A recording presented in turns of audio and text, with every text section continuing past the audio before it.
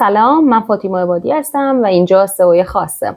ما اینجا هستیم که سئو خاص رو راحت یاد بگیرید، اجرا کنید و ازش لذت ببرید. که فهمیدیم گوگل چیه و چه کاری انجام میده، اوکی؟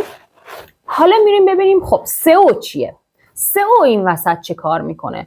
چه درد ما میخوره؟ چرا باید یادش بگیریم؟ خب گفتم بهتون یا اگر شما اینجا هستین یا کارفرمایین یا کارشناس سئو هستین و یا دانش آموز یا دانش آموخته مبتدی سئو هستین.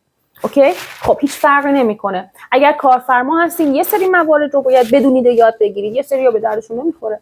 اگر کارشناس سئو هستید و میخواید تکمیل کنید اطلاعاتتون رو، اوکی، یه بخشی از این در واقع آموزش ها رو باید ببینید. و اگر دانش آموخته و دانش آموز و دانشجوی مبتدی هستین، از ابتدای این که سئو چی و به چه درد میخوره اینا باید تا انتهاش رو برید.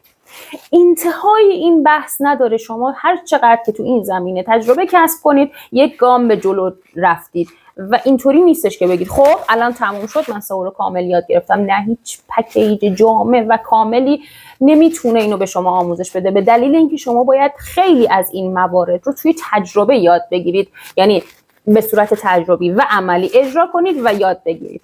خب بنابراین شما در ابتدا باید بدونید سئو چیه، چه کار میکنه و چرا باید یادش بگیرید.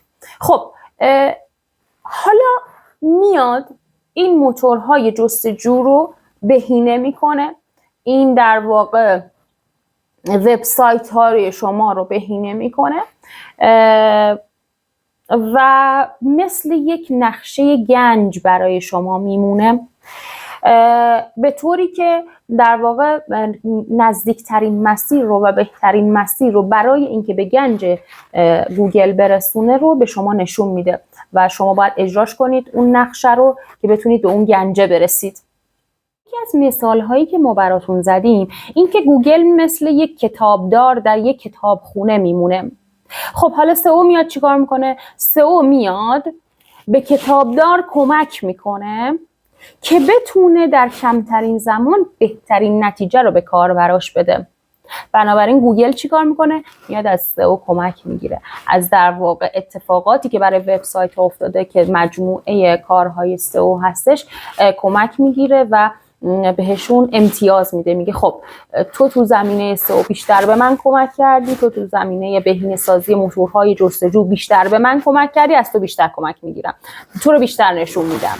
هر کدوم از در واقع سایت هایی که بتونن سئو رو بهتر به کار بگیرن در چشم گوگل خیلی مناسب تر میان و خیلی بهتر به کار گرفته میشن، دیده میشن و شناخته میشن و نمایان میشن. اوکی، حالا شما میاید با کمک یک کارشناس یک اسم انتخاب میکنید، یک آدرس انتخاب میکنید و یک فضا در بستر اینترنت خریداری میکنید و برای محصولتون میدید اون فضا رو طراحی میکنن. مجموعه این طراحی و در واقع این فضا و طراحی ها و در واقع نمایش محصولات و خدماتتون یک وبسایت رو برای شما تشکیل میده. حالا شما باید بیاید روی این وبسایت کار کنید. حالا شما باید بیاید سئو رو روش پیاده کنید که گوگل بشناستش و به مشتریاتون نشون بده.